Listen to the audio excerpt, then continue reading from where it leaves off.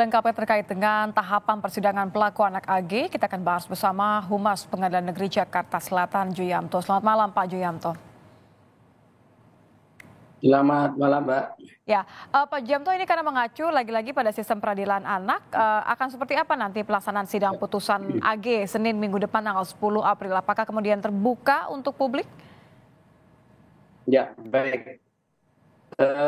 Sebelum saya jawab pertanyaannya, saya sampaikan dulu apresiasi ya terhadap teman-teman media, baik media cetak, online maupun media televisi, yang mana dalam beberapa hari sejak perkara dilimpahkan, perkara AG ini sampai disidangkan sampai hari ini, pledoi dan replik duplik telah teman-teman media telah mengawal dengan berpedoman pada penyiaran yang ramah untuk anak. Artinya ini harus diapresiasi ini, Mbak.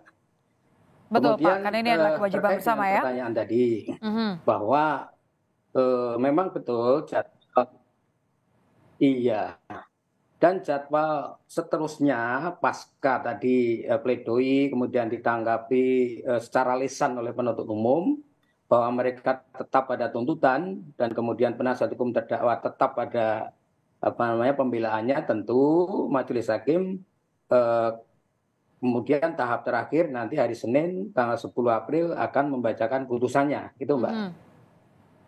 Ya. Jadi kalau hari ini sudah selesai, pledoi dibacakan, replik dupliknya juga sudah disampaikan, tetap kepada jaksa meminta hakim untuk menuntut 4 tahun penjara. Hari Senin ini apakah akan digelar secara terbuka? Karena kalau sebelumnya kan tertutup ya, Pak ya? Ya. Baik, jadi amanah Undang-Undang Sistem Peradilan Pidana itu sudah diatur. Bahkan tidak hanya untuk bukan hanya untuk pidana anak saja, semua putusan pengadilan itu harus dibacakan dalam sidang yang terbuka untuk umum. Itu kalau di Undang-Undang Sistem Peradilan Pidana anak itu dasarnya adalah pasal 61 ayat 1 Undang-Undang SPPA 11 tahun 2012, Mbak. Oke, artinya apa? AG sebagai terdakwa boleh tidak hadir secara langsung? Ya, jadi di situ kan pasal 61 ayat 1 itu kan jelas juga disebutkan bahwa putusan untuk sidang perkara anak itu terbuka untuk umum dan, nah di situ ada kalimat dannya, anak bisa tidak hadir. Artinya di situ fakultatif, hadir juga tidak ada masalah, tidak hadir juga tidak apa, karena bukan kewajiban di situ. Kalau tidak hadir bagaimana, Pak? Karena kan biasanya kan terdakwa kemudian ada di tempat mendengarkan putusan dari hakim. Nah, ini nanti bagaimana pengaturannya? Apakah ada opsi itu kemudian AG berada di luar ruangan terpisah mendengarkan, atau cukup dengan ada dihadirkan oleh keluarga misalnya atau kuasa hukum? Ya.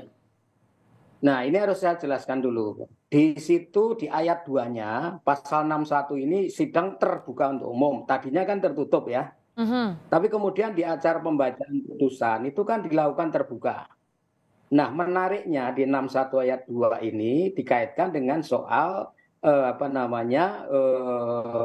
norma bahwa untuk pemberitaan, penyiaran terhadap perkara pembacaan putusan tadi yang terbuka tadi, itu diwanti-wanti agar menyamarkan identitas, dan penyiarannya itu juga betul-betul harus mengacu pada asas-asas di dalam Undang-Undang SPPA itu.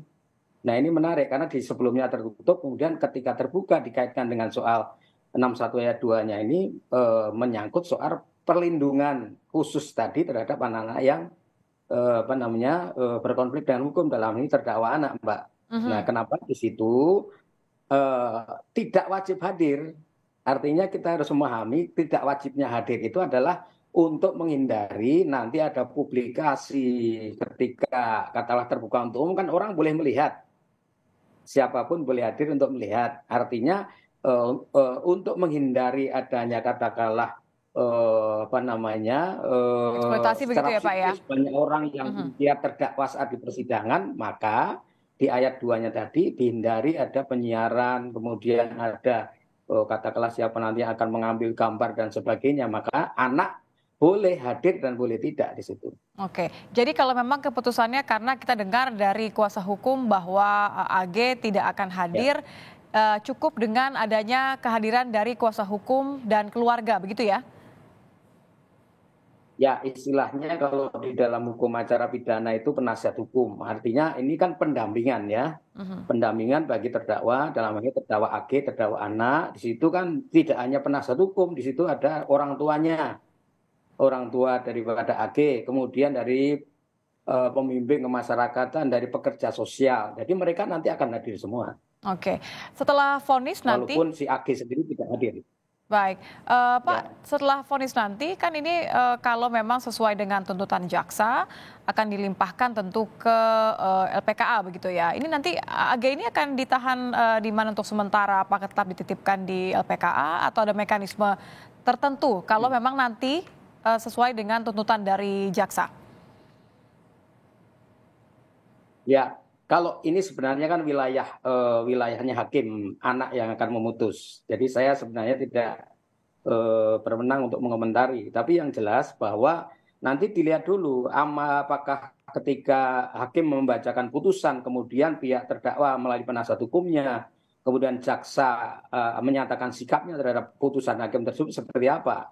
Kalau misalkan salah satu mengajukan banding, tentu putusan kan belum inkrah, belum berkekuatan untuk tetap. Gitu, Mbak. Oke, jadi masih nanti mengejar sampai tanggal 17 April ya, terakhir penahanan kalau saya tidak salah ya? Ya. Oke. Dan nanti kan kalau sudah menyatakan banding, tentu kewenangan untuk menahan itu beralih ke pengadilan tinggi nanti. Oke, baik kalau begitu. Terima kasih Pak Juyamto karena sudah bergabung bersama kami, Humas Pengadilan Negeri Jakarta Selatan sudah bergabung di Kompas Malam. Terima kasih Pak.